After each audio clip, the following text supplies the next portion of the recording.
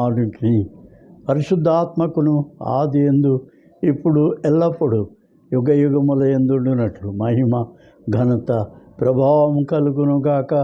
Amen. ప్రేమమయుడను దయా కృపా సత్య సంపూర్ణుడు అయిన యేసు రక్షక, నీ వాక్యము ద్వారా మీ యొక్క దీవెన, మీ దర్శనం, మీ ఆశీర్వాదం మాకు దయచేయండి. నీ వాక్య సత్యములోనికి నడిపించుటకు నీ పరిశుద్ధాత్మ సహాయం మాకు అనుగ్రహించండి. మీ దీవెనతో ఈ వాక్య ధ్యానమును, ఈ సమయమును, ఈ స్థలమును మమ్మను ఆశీర్వదించు, తోడైండుము, దీవించు. ఘనత మహిమ ప్రభావం మీ దివ్యనామునికే కలుగునుగాక.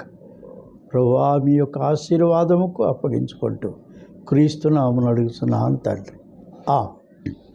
దేవుని బిడ్డలారా, ఈ అనుదిన కృప అనే శీర్షికలో ఆదికాండము మనము మొదటి అధ్యాయం పూర్తి చేసినాం. ఇప్పుడు రెండవ అధ్యాయములో ఈ మొదటి 3 వచనాలని మనం ఈ దినం చదువుకుందాం. ఆకాశమును భూమియు వాటిలో ఉన్న సమస్త సమూహమును సంపూర్తి చేయబడెను. దేవుడు తాను చేసిన తన పని 7వ దినములోగా సంపూర్తి చేసి, తాను చేసిన తన పని అంతటి నుండి 7వ దినమున విశ్రమించెను. కాబట్టి దేవుడు ఆ 7వ దినమును ఆశీర్వదించి పరిశుద్ధపరచెను. ఎలయనగా దానిలో దేవుడు తాను చేసినట్టు సృజించినట్టు తన పని అంతటి నుండి విశ్రమించెను. ఈ దినము ఈ 3 చరణ వాక్యాలు, వచనాల్లో ఉన్న సత్యం మనము సమయం మరి క్లుప్తంగా ధ్యానం చేద్దాం. ఇందులో ముఖ్యమైనది ఏంటి అంటే, పని చేయుచున్న దేవుడు, గాడ్ ఈజ్ ఎట్ వర్క్ అనేది. తండ్రి అయిన దేవుడు ఎల్లప్పుడూ పని చేస్తూనే ఉంటాడు. ప్రభు అయిన యేసు వారు చెప్పినటువంటి మాట అది. నా తండ్రి ఆయన పని చేయుచు ఉన్నాడు, నేనును పని చేయుచు ఉండవలేను. కాబట్టి ఈ పని అనేటటువంటిది ఈ లోకానికి ఒక దీవెనగా, ఒక ఆశీర్వాదంగా ఉండాలి. పని అనే దానిలో ముఖ్యమైనది ఏది అంటే, ఒకటి దేవుని యొక్క ప్రణాళిక, ఆయన ఆలోచన, ఆయన సంకల్పము, ఆయన ఉద్దేశం. ఇది ఆయన పనిలో స్పష్టంగా మనకు కనిపిస్తుంది. అనాలోచితంగా దేవుడు ఏ పని చేయడు. దేవుడు చేసే ప్రతి పనిలో కూడా ఆయన ఒక పరిశుద్ధమైన తలంపు, ఆలోచన, ప్రణాళిక, ఒక ఉద్దేశముతో ఈ విశ్వమంతటికి, ఇందులో ఉన్న మనుష్య జాతి యావత్తుకు అది ఒక దీవెనకరంగా, ఒక మేలుకరంగా ఉండాలి. అది వారికి సహాయకరంగా ఉండాలి. అంతేగాని ఈ ఏదో చేసి పారేసాంలే అని చెప్పి అనేటటువంటిదిగా ఉండకూడదు. చాలామంది పనిలో శ్రద్ధ అనేది ఉంచరు. ఏదో కూలి కోసం పనిచేస్తున్నాంలే, ఏదో డబ్బు కోసం పనిచేస్తున్నాంలే అని ఆ పనిలో వాళ్ళు ఏమాత్రం శ్రద్ధ వహించకుండా, దానిలో చూపవలసిన నైపుణ్యం కానీ, నిపుణత కానీ ఏమీ చూపకుండా పని అనే దాన్ని ఆ సమయాన్ని గడిపేయడం, కాలాన్ని గడిపేయడం, అంతా కూడా వాళ్ళ ఇష్ట ప్రకారం గడిపేసేసుకుని పని ఏదో చేసావులే అన్నట్టుగా చేసి వెళ్ళిపోవడం. దాని ద్వారా మరి మానవాళికి, సమాజానికి, మనుషులకు చాలా ఇబ్బంది కలుగుతుంది కదా. చాలామంది పనులు మరి నిజాయితీగా పనిచేయరు, యథార్థంగా పనిచేయరు. ఈ పని ఇది ఇతరులకు ఉపయోగపడాలి, వాళ్ళకి మేలుకరంగా ఉండాలి అనేటట్టుగా ఉండాలి. దేవుడు చేసే పని యావత్తు కూడా అది ఆయన నిత్యత్వం కొరకు దాన్ని పని చేస్తాడు. శాశ్వతంగా ఆ పని ఉండాలి. అది మరి లోకమునకు, మనుషులకు, అందరికి కూడా ప్రయోజనకరంగా ఉండాలి, ఉపయోగకరంగా ఉండాలి, దీవెనకరంగా ఉండాలి, శుభప్రదంగా మేలుకరంగా వాళ్ళకి వారి యొక్క అక్కరలకు అవసరాలకు తగినట్టుగా ఉండాలి. అది దేవుని ఉద్దేశంలో, దేవుని ఆలోచనలో ఆయన చేసే పని. కాబట్టి దేవుడు పని చేయుచున్న దేవుడు అనేది. దేవుడు సోమరిపోతుల్ని ఏమాత్రం కూడా తన దగ్గరకు రానివ్వడు. ఏ పైనైనా సరే డిగ్నిటీ ఆఫ్ లేబర్ అంటారు. ఏ పని అయినా సరే, చిన్నదో పెద్దదో, అది గౌరవప్రదమైందో గౌరవప్రదం కానిదో ఏదైనా సరే ఒక పని, ఆ పని వాళ్ళు నాకు చక్కగా చేస్తే, నిపుణతగా చేస్తే, శ్రద్ధగా చేస్తే, ఆ పని వలన వారికి ఇతర మనుషులకు సహాయకరంగా ఉంటుంది. చాలామంది పనులు చేస్తారు కానీ శ్రద్ధగా చేయరు. అదేదో దాన్ని గోడలు కడతారు, దానిలో కలపవలసినంత సిమెంట్ కలపరు. ఒట్నే ఇసుకతో కట్టేసేసి కొద్దిగా సిమెంట్ వేసి కట్టేసేసి వెళ్ళిపోతారు. కొంతకాలానికి అది కూలిపోద్ది. దానివల్ల ఏమవుద్ది? ఆ పనిలో నిజాయితీ లేదు, నిపుణత లేదు, శ్రద్ధ లేదు, నిజాయితీగా చేయడం లేదు. ఈ లోకంలో చాలామంది అట్లాంటి పని చేస్తూ ఉన్నారు. కానీ దేవుడు అట్లా కాదు. ఆయన దేవుడు తాను చేసిన తన పని 7వ దినములోగా సంపూర్తి చేసి, తాను చేసిన తన పని అంతటి నుండి దేవుడు 7వ దినమున విశ్రమించెను అనే మాట ఉంది.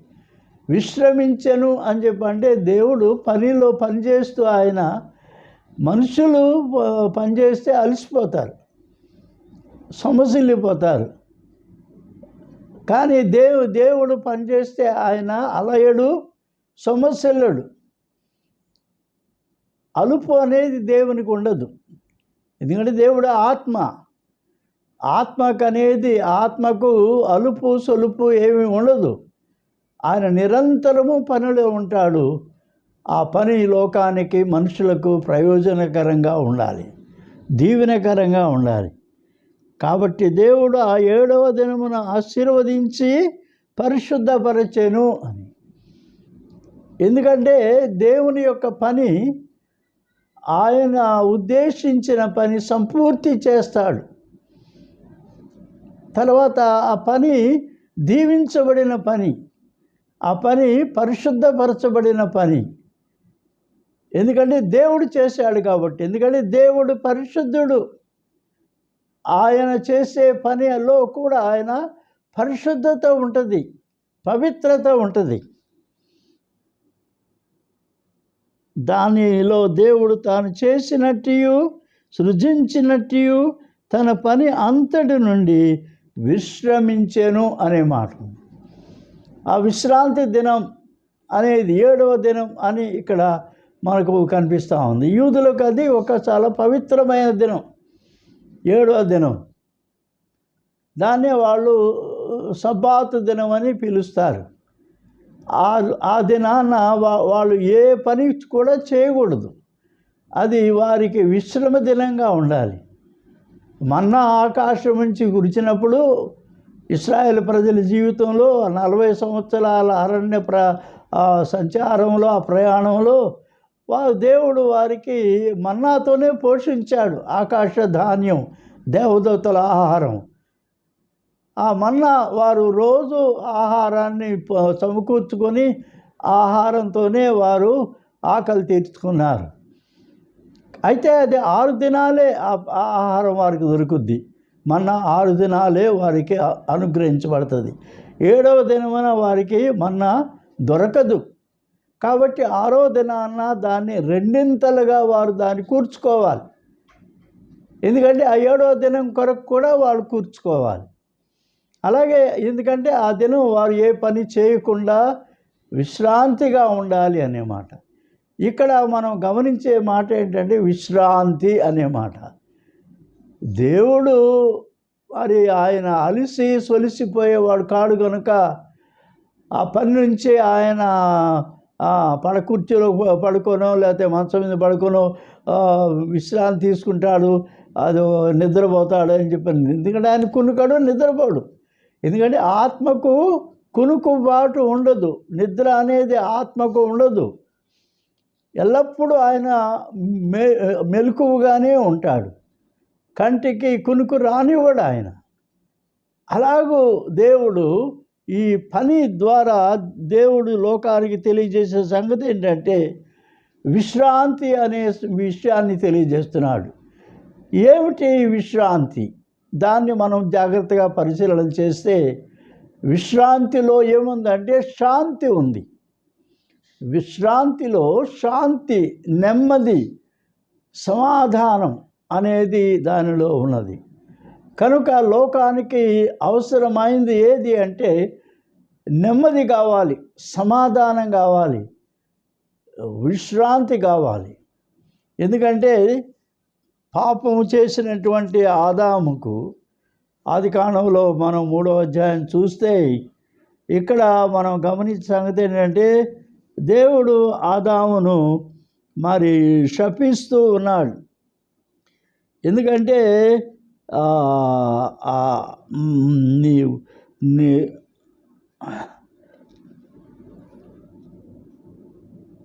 17వ వచనం, 3వ అధ్యాయం 17వ వచనం, ఆయన ఆదాముతో నీవు నీ భార్య మాట విని తినవద్దని నేను నీకు ఆజ్ఞాపించిన వృక్ష ఫలములు తింటివి గనుక నీ నిమిత్తము నేల శపించబడి ఉన్నది, ప్రయాసతోనే నీవు బ్రతుకు దినములన్నీ దాని పంట తిందువు. కాబట్టి మానవ జీవితంలోకి ఇప్పుడు ఏమొచ్చిందంటే ఈ ప్రయాస అనేది వచ్చింది. పని చేయడం వలన ప్రయాస. ఈ ప్రయాస అనేది ఒక రకమైనటువంటి శాపమే. అలసిపోతారు మనుషులు, సొమ్మసిల్లిపోతారు, బలహీనులైపోతారు. కానీ తప్పదు, ఎందుకంటే వాళ్ళు అట్లా ప్రయాస పడిపోతే ఆ ప్రయాస ద్వారానే వాళ్ళు తాను ఆహారం సంపాదించుకోవాలి, భూమిని బాగు చేసుకోవాలి, దున్నాలి, పంట పండించుకోవాలి, అది తినాలి వాళ్ళు. కాబట్టి ఈ ప్రయాస అనేది మానవ జీవితంలోకి ఒక శాపంలాగానే వచ్చినట్టుగా మనం భావించాలి. ప్రతి మనుష్యుడు ప్రయాసపడాల్సిందే, కష్టపడాల్సిందే. ఈ ప్రయాస అనే దాన్ని ఇక్కడ మనం చూస్తున్నాం. కానీ దేవుని బిడ్డల జీవితాల్లోకి మరి వచ్చినటువంటి ఒక దీవెనకరమైన స్థితి ఏది అని చెప్పనంటే ఈ విశ్రాంతి అనేది వారు అనుభవించాలి అని చెప్పనంటే దేవునితో ఉండాలి. ఇక్కడ మనం చూస్తే ఈ సృష్టి యొక్క క్రమంలో మనుష్యుడు ఎప్పుడు సృజించబడినాడు అని చెప్పని గమనిస్తే 6వ దినము యొక్క చివరి భాగంలో, 6వ దినము యొక్క చివరి భాగంలో మనుష్యుడు సృజించబడ్డాడు. అది సృజించబడిన తర్వాత ఏం జరిగింది? అది అస్తమయము ఉదయము కలుగగా 6వ దినమాయ. అంటే అస్తమయ సమయములో మనుష్యుడు సృజించబడ్డాడు. ఇక అక్కడి నుంచి ఇక ఏమైంది? ఇక 6వ దినం పూర్తి అయిపోయింది, ఇక విశ్రాంతి దినం వచ్చేసింది. కాబట్టి దేవుని యొక్క విశ్రాంతి దినం అది దేవునికి 7వ దినం, అది మనుష్యునికి మొదటి దినం. ఎందుకంటే దేవుడు పనిచేసి విశ్రమించాడు. ఇప్పుడు మనుష్యుడు 6వ దినము యొక్క చివరి భాగంలో సృజించబడినాడు గనుక మనుష్యుని యొక్క దేవుని 7వ దినము మనుషుని యొక్క మొదటి దినం. దేవుడు పనిచేసి విశ్రమించాడు. ఇప్పుడు మనుష్యుడు దేవునితో కూడా విశ్రమించి తర్వాత అతడు పని చేయాలి. దేవునితో విశ్రమించటం వలన, దేవునితో ఉండుట వలన మానవ జీవితానికి కలిగేటటువంటి మేలేంటంటే కావలసినంత శక్తి, బలము, ఆరోగ్యము, తెలివి, జ్ఞానము, వివేకము ఇవన్నీ కూడా ఆ విశ్రాంతిలో మనుషుడు దేవుని నుండి పొందుతాడు. Man begins his day with God on the seventh day of God is man's first day. Man derives his power, his strength, his energy, wisdom, knowledge, intelligence to do the work skillfully. It all comes from God. తద్వారా మనుషుడు తన యొక్క నైపుణ్యమును, తన పనిని ఆ దినం మొదటి దినాన్న అది అయిన తర్వాత మనుషుడు పనిచేస్తూ ఉంటాడు, పనిలో కనబరుస్తుంటాడు. చాలామంది జీవితాల్లో అంతే. దేవునితో గడపకుండా, దేవునితో సహవాసం చేయకుండా, దేవుని వాక్యముతో సహవాసం చేయకుండా, దేవుని పరిశుద్ధ ఆత్మ యొక్క సాంగత్యం, సన్నిధి అనుభవించకుండా ఈ లోకంలో పని చేస్తే ఆ పనిలో అతడు సక్సెస్ఫుల్గా ఉండలేడు. ఆ పనికి కావలసినంత ఇంటెలిజెన్స్, విజ్డమ్, నాలెడ్జ్, స్కిల్ఫుల్నెస్ ఇవన్నీ కూడా తనకు ఆ పనిలో తను కలిగి ఉండాలంటే man should spend his time with God. దేవునితో తన సమయం గడపాలి ఆ విశ్రాంతి దినాన్న. అలా చేయకుండా ఊరినే తను ఇప్పుడు మనం పరిస్థితులు చూస్తే ఇప్పుడు మనం దాన్ని యేసువారి యొక్క పునరుత్థాన దినం ఆదివారం కాబట్టి ఆదివారాన్ని మనం ఆచరిస్తున్నాం. కాబట్టి వాళ్ళు ఏం చేస్తారు, శనివారం వరకు కష్టపడి పనిచేస్తారు. ఆఫీసుల్లో పనిచేసినా, పొలంలో పనిచేసినా, ఫ్యాక్టరీలో పనిచేసినా, ఇళ్లలో పనిచేసినా, ఏ పని చేసినా శనివారం వరకు చేస్తారు. ఆదివారం ఇక ఎవరు పని చేయరు. ఇది రెస్ట్ డే దేవుని మహాకృపను బట్టి. అందుకని ఇక ఆ రోజే ఏం చేస్తారు, గుడికి వెళ్ళకుండా ఇంట్లోనే ఈ పనులన్నీ సర్దుకుంటాం, ఉతుక్కుంటాం, కడుక్కుంటాం, చేసుకుంటాం. ఈ పనులు చేసుకుంటానే కావలసిన ఆహార పదార్థాలు వండుకోవడం అట్లా గడిపేస్తారు. కానీ ముఖ్యమైనది ఏదంటే ఆ దినం ప్రత్యేకంగా దేవునితో గడపవలసిన దినం. దేవునితో ఆయన ఆరాధనలో, ఆయన స్తుతిలో, ఆయన వాక్యంలో, ప్రార్థనలో, ఆయన సన్నిధిలో, ఆయన సహవాసంలో ఉంటే నీవు దేవుని యొక్క శక్తి పొందుతావు.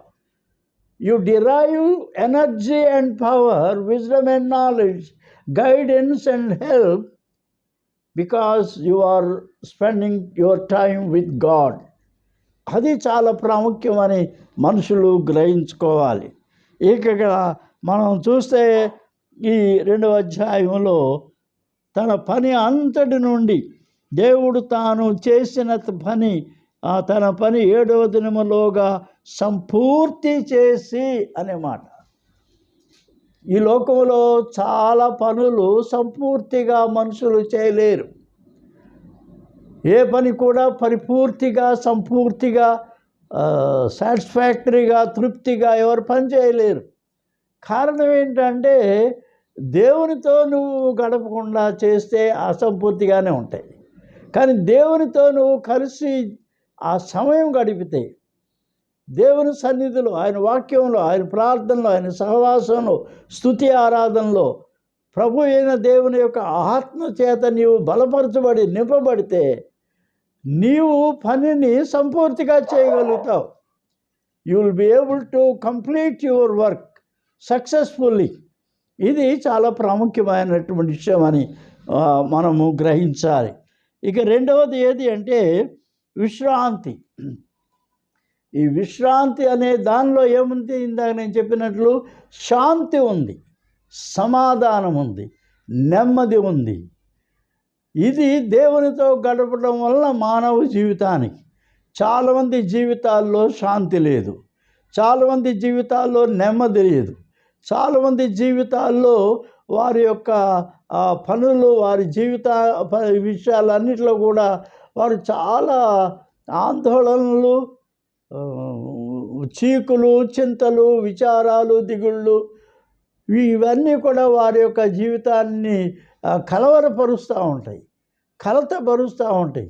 నెమ్మది లేని జీవితాలు. కారణం ఏంటంటే వారు దేవునితో గడపవలసినంతగా సమయం గడపకపోవడమే.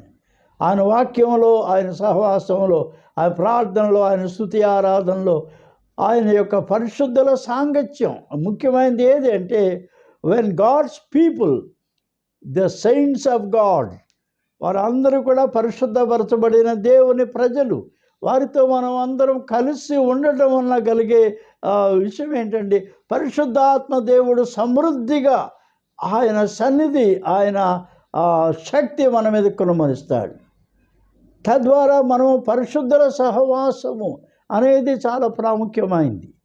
The fellowship of saints is very important for a Christian, for a believer to grow in faith, in knowledge, in understanding God and His love, His purposes in and through our lives. ఇది చాలా ప్రాముఖ్యం. Spend time with your fellow believers in the company, in their company. ఈ యొక్క సాక్షి సమూహంతో నువ్వు గడపాలి. ఇది చాలా ప్రాముఖ్యమైనది. అప్పుడు ఏమవుతుందంటే you will have peace of mind. మనస్సునకు కావలసినంత నెమ్మది, శాంతి, సమాధానం నీవు పొందుతావు.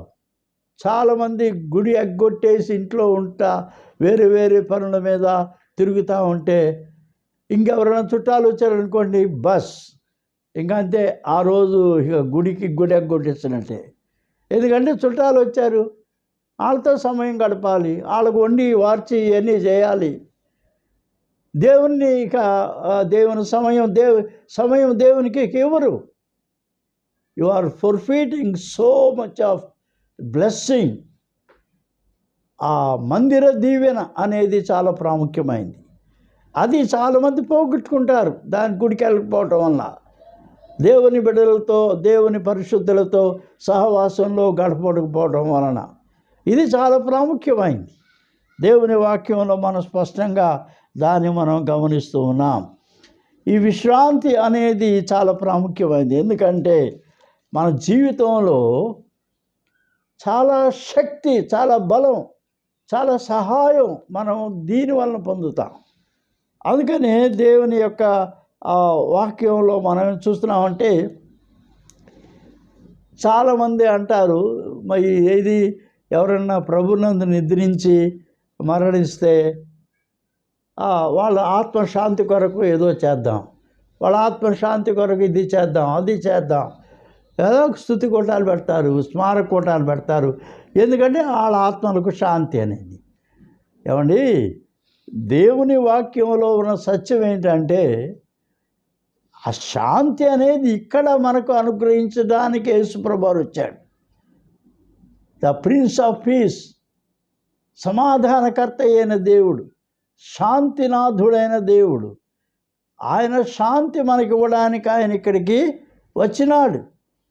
కాబట్టి మన జీవితాలకు కావలసిన శాంతి మనం ఇక్కడే పొందాలి. ఈ దినం హెబ్రీ పత్రికల దగ్గరకు మనం వెళదాం. హెబ్రీ పత్రికలో మనం గమనించే ముఖ్యమైన విషయం ఏది అంటే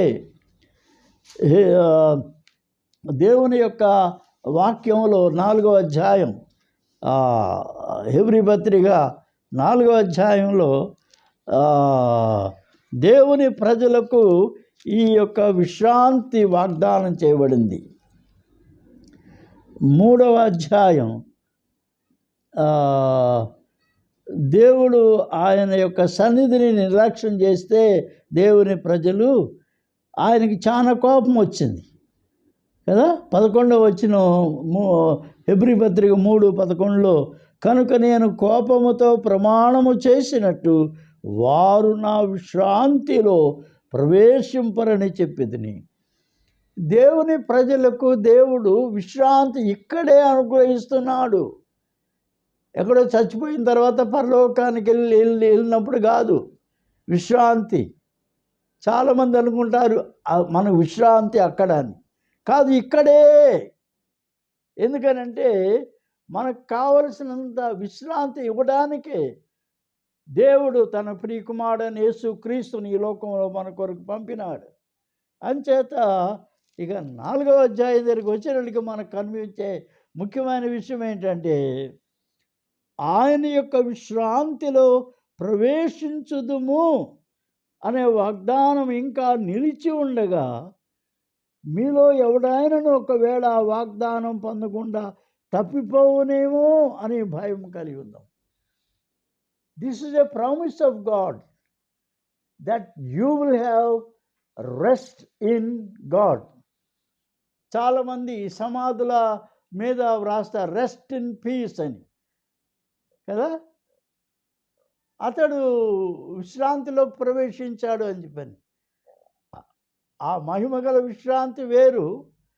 ఆ విశ్రాంతిని మనం ఇక్కడే అనుభవించాలి, ఇక్కడే పొందాలి. డాక్టర్ బిల్ గ్రామ్ గారి ప్రసంగాల్లో మీరు ఎప్పుడైనా సరే వింటే ఒక మాట చెప్తాడు, గెట్ పీస్ విత్ గాడ్ అంటాడు.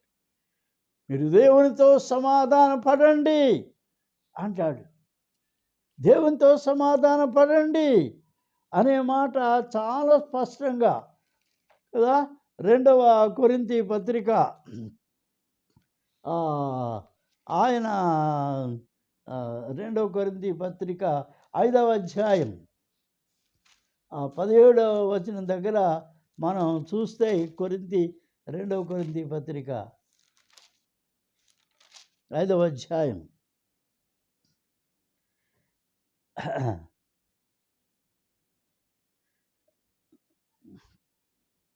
సమస్తము దేవుని వలన ఆయనవి. 18వ వచనం, ఆయన మనలను క్రీస్తు ద్వారా తనతో సమాధానపరుచుకొని. ఈ లోకంలో దేవునితో మనము సమాధానం పొందాలి. Get piece from God with God. దేవునితో సమాధాన పడండి. ఎట్లా? ఎవరి ద్వారా?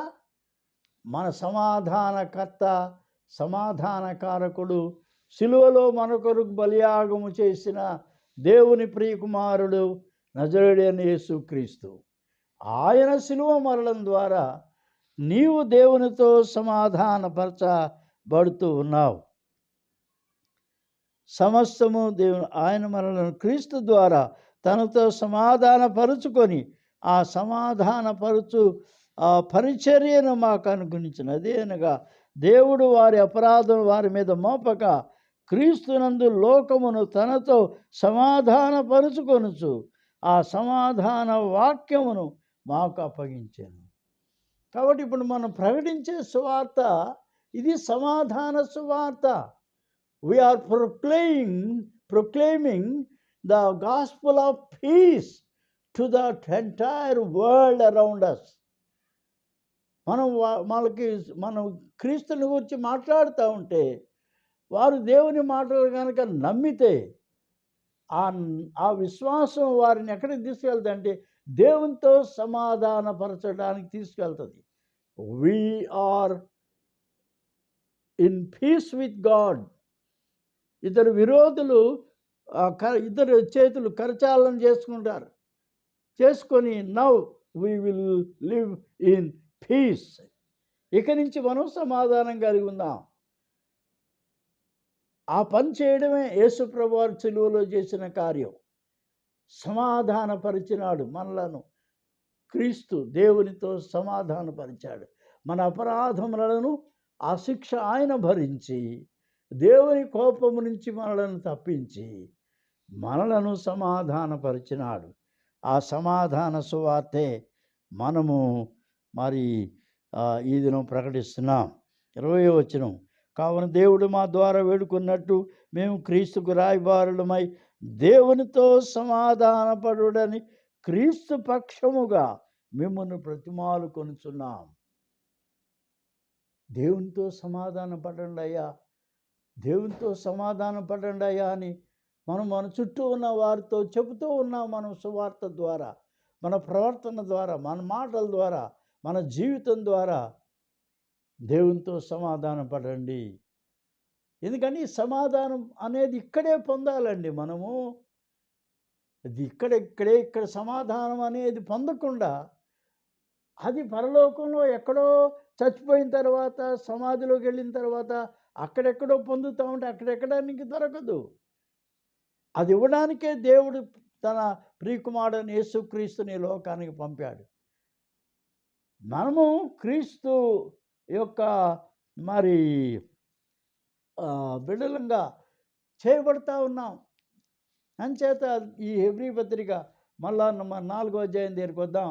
అక్కడ మనం గమనించే సంగతి, ఆయన యొక్క విశ్రాంతిలో ప్రవేశించుదుము అనే వాగ్దానం ఇంకా నిలిచి ఉండగా, మీలో ఎవడాయనను ఒకవేళ ఆ వాగ్దానం పొందకుండా తప్పునేమో అని భయము కలిగి ఉందాం. వారికి ప్రకటించబడినడు, మనకు సువార్త ప్రకటించబడినది కానీ వారు వినిన వారితో విశ్వాసము గలవారై కలిసి ఉండలేదు గనుక విన్న వాక్యము వారికి నిష్ప్రయోజనమైనదాయను. దేవుని వాక్యం వింటున్నారయ్యా మీరు, కానీ ఆ వాక్యం ప్రకారం మీరు దేవుని యందు విశ్వాసం ఉంచండి. దేవుని వాక్యమునకు విధేయత చూపండి, నమ్మండి, విశ్వసించండి, విధేయత చూపండి. తద్వారా మీరు ఈ వాగ్దానం, విశ్రాంతిలో ప్రవేశించుదామనే వాగ్దానం లోనికి మీరు ప్రవేశిస్తున్నారు. కాబట్టి ఆ గొప్ప విశ్రాంతి 6వ వచనం కాగా 4:6 కాగా ఎవరో కొందరు విశ్రాంతిలో ప్రవేశించుదురని మాట నిశ్చయము కనుక ముందు సువార్త వినినవారు అవిధేయత చేత ప్రవేశింపలేదు. ఈ విశ్రాంతి అనేది దేవుని ప్రజలకు యెహోషువ 40 సంవత్సరాల అరణ్య ప్రయాణం తర్వాత పాలస్తీనా దేశాన్ని, ఆయన కనాను దేశాన్ని ఆయన జయించి యెహోషువ ఏం చేసినాడంటే ఈ ప్రజలను కనానులో ప్రవేశపెట్టాడు. ఈ ప్రవేశపెట్టడం ద్వారా ఇంకేమైపోయింది, మనం విశ్రాంతిలోకి ప్రవేశించాం. ఈ విశ్రాంతి అనేది ఎక్కడుంది? కనానులో ఉంది. మన విశ్రాంతి ఎక్కడుంది? ఇక్కడ మనం పొందితే అక్కడ ఆ దేవుని రాజ్యంలో, ఆ విశ్రాంతిలో సంపూర్ణంగా మనం ప్రవేశిస్తాం. కాబట్టి ఈ యొక్క గొప్ప సువార్త మనం విశ్వాసంతో, విధేయతతో దాన్ని మనము అంగీకరించాలి. ఎందుకనగా దేవుడు తన కార్యములను ముగించి విశ్రమించిన ప్రకారం ఆయన యొక్క విశ్రాంతిలో ప్రవేశించిన వాడు కూడా తన కార్యములను ముగించి విశ్రమించును. ఇక్కడ మనకు దేవుడు కొన్ని కార్యాలు అప్పచెప్పాడు, కొన్ని పనులు అప్పచెప్పాడు ఈ లోకంలో మనకి. మనం ఆ పనులు దేవుని యొక్క సహాయం చేత, పరిశుద్ధాత్మ తోడ్పాటు చేత మనం దాన్ని ముగిస్తే, ఇక్కడ మనం ఆ కార్యక్రమాలను ముగించగలిగితే విశ్రాంతిలో మనం ధైర్యంగా ప్రవేశించగలుగుతాం. అంచేత ఈ యొక్క గొప్ప విశ్రాంతి యేసు ప్రభువారు తన వాక్యం ద్వారా ప్రకటిస్తూ ఉన్నారు. మత్తయి సువార్త మనందరికీ తెలిసినటువంటి వాక్యం ఇది. మత్తయి సువార్తలో 11వ అధ్యాయం మనకు బాగా తెలిసిన వాక్యం. ప్రయాసపడి భారము మోసుకొనుచున్న సమస్త జనులారా నా యొద్దకు రండి, నేను మీకు విశ్రాంతి కలుగజేతును. కాబట్టి ఇది గొప్ప ఆహ్వానం, గొప్ప పిలుపు విశ్రాంతిలో ప్రవేశించడానికి. కాబట్టి దేవుడు పిలుస్తున్నాడు. ప్రయాసపడి, ఈ లోకంలో మన జీవన ప్రయాసలు ఉన్నాయి, కష్టపడాలి, తప్పదు. కానీ దేవుడు ఏం చేస్తున్నా అంటే ఈ ప్రయాసలన్నీ కూడా నేను మీ కొరకు ప్రయాసపడతానయ్యా, నేను మీ కొరకు ప్రయాసపడి మీకు నేను విశ్రాంతి ఇస్తాను. ప్రయాసపడి భారం మోసుకుంటున్న సమస్త జనులారా నా యొద్దకు రండి, నేను మీకు విశ్రాంతి కలుగజేతును. నేను సాత్వికులను దేని మనసు గలవాడను గనుక మీ మీద నా కాడి ఎత్తుకొని నా యొద్ద నేర్చుకొనుడి, అప్పుడు మీ ప్రాణములకు విశ్రాంతి దొరుకును. ఏలయనగా నా కాడి సులువు, నా భారము తేలికగా ఉన్నది అని. ఇంకా చివరిగా ఒక మాట చెప్పి ముగిస్తాను. అది యెషయా గ్రంథంలో ఏమండి 30వ అధ్యాయం 15వ వచనంలో ఒక చక్కటి మాట దేవుని యొక్క ప్రవక్త తన ప్రజలకు వాగ్దానం చేస్తున్నాడు. యెషయా 30:15 ప్రభువును ఇశ్రాయేలు యొక్క పరిశుద్ధ దేవుడును యెహోవా ఇలాగ సెలవిస్తున్నాడు, మీరు మరలి వచ్చి ఊరకుండుట వలన రక్షింపబడెదరు. మరలి వచ్చి ఎక్కడి నుంచి మరలుకొని? లోకము నుంచి, పాపం నుంచి, సాతాను యొక్క అధికారం నుంచి మీరు మరలుకొని నా దగ్గరికి రండి, అప్పుడు మీరు రక్షణ పొందుతారు. మీరు ఊరకుండి నమ్ముకొనడం వలన మీకు బలము కలుగును. మీరేం కష్టపడక్కర్లేదయ్యా, మీరేమీ బాధ పెద్ద బరువుగా ఫీల్ అక్కర్లేదు. మీరు ఊరకుండటం వలన మీకేం కలుగుద్ది? మీరు ఊరకుండి నమ్ముకొనడం వలన మీకు బలము కలుగును. ఎందుకంటే మన జీవితంలో ఈ రోమాపత్రికలో మాట ఉంది, అదేంటంటే మీరు మీ యొక్క పాపములతో మీరు పోరాడుతున్నారు. మీ యొక్క పోరాటంలో మీరు సాతానుతో, లోకంతో, పాపంతో పోరాడుతున్నారు, శరీరంతో పోరాడుతున్నారు కదా. కాబట్టి 7వ అధ్యాయం 20వ వచనం దగ్గర ఉంటుంది, పోరాటం పోరాటం పోరాటం. మీరేమీ ఇక పోరాడక్కర్లా. ఎందుకంటే మీరు మరలి వచ్చి ఊరకుండటం వలన మీరు రక్షింపబడతారు. మీరు నన్ను నమ్ముకొనడం వలన మీరు ఈ గొప్ప విశ్రాంతి, నెమ్మది మీరు అనుభవిస్తారు. కాబట్టి మీరు నన్ను విశ్వసించండి, నమ్మండి అని దేవుడు మనలను పిలుస్తూ ఉన్నాడు. దేవుని వాక్యం ద్వారా ఈ యొక్క గొప్ప విశ్రాంతి ఏమండి, ఇక్కడ శాంతి చేయడానికి నీకేమి లేదు. చేయాల్సిన శాంతి ఆయన చేశాడు సిలువలో. ఇంకా ఏ మనుషుడు నీ కొరకు శాంతి చేయలేడు. శాంతి ప్రదాత ఆయనే. కాబట్టి ఆయన వచ్చి ఏం చెప్తున్నాడంటే, యోహాను సువార్త 20వ అధ్యాయం 19వ వచనం దగ్గర మనం చూస్తే ఆయన వారి మధ్యకు వచ్చి యేసు వారి మధ్య నిలిచి మీకు సమాధానము కలుగునుగా అని వారితో చెప్పాను. పునరుత్థానుడైన క్రీస్తు సమాధానం ఆయనే మన దగ్గరకు వచ్చిస్తున్నాడు. He is offering peace to those who believe him కదా. ఆయనను నమ్ముకుంటే చాలు. 8 దినముల తర్వాత ఆయన శిష్యులు మరలా లోపలినప్పుడు తోమా వారితో కూడా ఉండెను. తలుపులు మూయి ఉండగా యేసు వచ్చి మధ్యను నిలిచి మీకు సమాధానము కలుగును గాకని పలికెను. Peace afforded by God. God's peace is afforded to us. అంచేత మన జీవితాలకు కావలసిన ఈ విశ్రాంతి, నెమ్మది మనకు ఆల్రెడీ మనకుంది. ఒక ఆయన చనిపోయాడు. ఆ ప్రేయర్ మీటింగ్కి వాక్యం చెప్పడానికి నన్ను పిలిచారు. నేను వెళ్ళినప్పుడు నేను ఇదే మాట చెప్పా. ఏం చెప్పానంటే, నీవు ఇక్కడ నెమ్మది పొందకుండా, ఇక్కడ నీవు దేవుని వాగ్దానం ప్రకారం విశ్రాంతిలో ప్రవేశించకుండా, అక్కడికి వెళ్ళి ఏదో నేను విశ్రాంతిలో ప్రవేశిస్తానంటే ఎట్లా కుదురు? నీ ఆత్మకు అక్కడెక్కడ ఎందుకు శాంతి దొరుకుద్ది? శాంతి ఇక్కడే దేవుడు నీకు ఇచ్చాడు. అంచేత ఎవరు ఏం చేసినా నీ ఆత్మకు శాంతి ఎవరు ఇవ్వలేరు. నీ ఆత్మకు శాంతి అనేది ఇవ్వలేరు. యేసు ప్రభువే శాంతి ప్రదాత. కల్వరి సిలువలో ఆయన నీ యొక్క జీవితం కొరకు ఆయన శాంతిని అనుగ్రహించాడు. మాసిలమణి గారు ఆయన రాసినటువంటి పాట 130 ఇది అనుకుంటాను అది.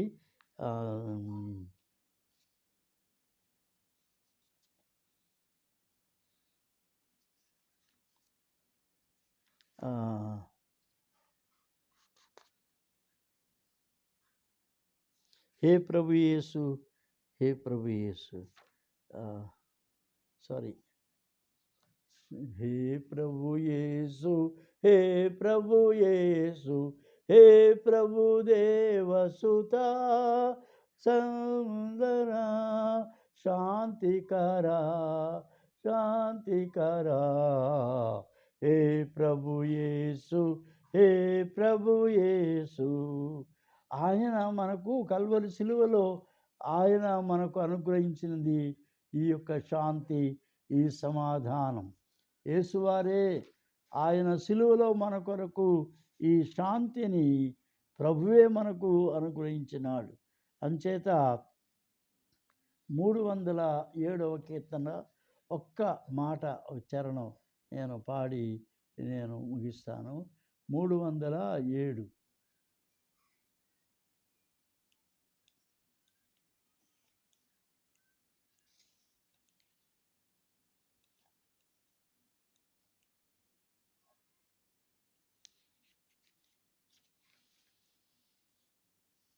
శాంతి సమాధానాధిపతి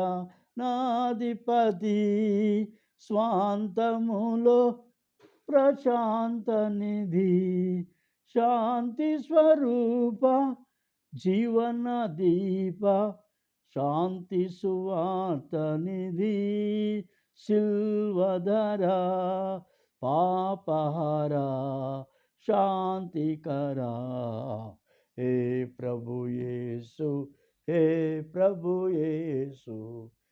యేసు ప్రభు వారే మనకు శాంతి ప్రదాత.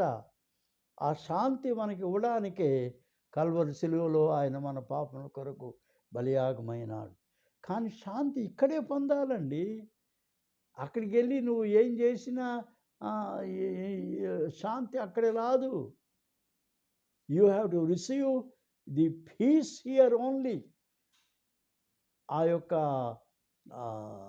దేవుని యొక్క శాంతి ఇక్కడే పొందాలి. దేవుని యొక్క ఆ యొక్క నెమ్మదిని నువ్వు ఇక్కడే పొందాలి. అంచేత విశ్రాంతి అనేది నీవు ఇక్కడ అనుభవించాలి. ఆ విశ్రాంతి నీవు పొందింది విశ్రాంతిలోనే నీవు పరమనకు వెళ్ళి అక్కడ నిత్య విశ్రాంతిలో, అది నిత్య విశ్రాంతి. ఇక్కడ నువ్వు పొందకుండా అక్కడ నిత్య విశ్రాంతిలోకి నువ్వు వెళ్ళలేవు. శాంతి ఇక్కడే ఉంది నీకు. యేసులోనే ఉంది శాంతి. యేసే శాంతి ప్రదాత. యేసును అంగీకరించండి, శాంతి పొందండి. అక్కడ నిత్య విశ్రాంతిలో నీవు ప్రవేశిస్తావు. ప్రభు ఈ మాటలు దీవించునుగాక. ఆమేన్. ప్రభువా, ప్రేమల మా తండ్రి, శాంతి శాంతి శాంతి అని ఇక్కడ ఎన్నో యాగాలు, హోమాలు, ఎన్నెన్నో బలులు, పూజలు ఎన్నో చేస్తుంటారు ప్రభువా శాంతి కొరకు. కానీ నిజమైన శాంతి కల్వరి సిలువలో ప్రభు యేసు మా పాపశాపముల కొరకు బలియాగమైన ఆ యొక్క గొప్ప సిలువ మరణం ద్వారా రక్త తర్పణములోనే మా యొక్క పాపములకు పరిహారమైంది. మేము శాంతిని పొంది ఉన్నాం. దేవుడు క్రీస్తు తన పని ముగించుకొని, రక్షణ కార్యం ముగించుకొని ఆయన తన ఆత్మనికి అప్పగించి పరమునకు వెళ్ళిపోయినాడు. అలాగే ప్రభువా, మా కార్యములను కూడా మేము ముగించుకొని శాంతి పొందిన వారమై పరమశాంతిలోనికి, నిత్య విశ్రాంతిలో మేము ప్రవేశించలాగున మాకు సహాయం చేయండి. శాంతి ఇక్కడే పొందాలి క్రీస్తులు. మాకు నీ కృప దయచేయమని యేసు నామమున అడుగుచున్నాను తండ్రి. ఆమేన్. స్తోత్రం.